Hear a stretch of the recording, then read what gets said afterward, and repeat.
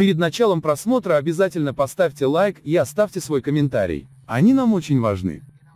Главы ашхабадских офисов ООН Елена Панова и ВОЗ Паулина Карвовска завершают работу в Туркменистане. 21 декабря в МИД Туркменистана состоялась встреча с постоянным координатором ООН в стране Еленой Пановой, которая завершает свою миссию. В ходе встречи туркменская сторона выразила благодарность представителю международной организации за личный вклад в развитие сотрудничества между ООН и Туркменистаном, сообщает МИД. В этот же день глава МИД Рашид Меридов встретился с главой странового офиса ВОЗ Паулиной Карвовской, чья миссия в Туркменистане также завершается. Меридов поблагодарил Карвовску за личный и профессиональный вклад в развитие сотрудничества между Туркменистаном и ВОЗ, в том числе разработку национальных планов и программ. В свою очередь глава странового офиса ВОЗ поблагодарила правительство Туркменистана за оказанное содействие в реализации ее гуманной деятельности. Елена Панова дважды, в апреле и июне, говорила о том, что в ситуации с коронавирусом полагается на официальные данные правительства.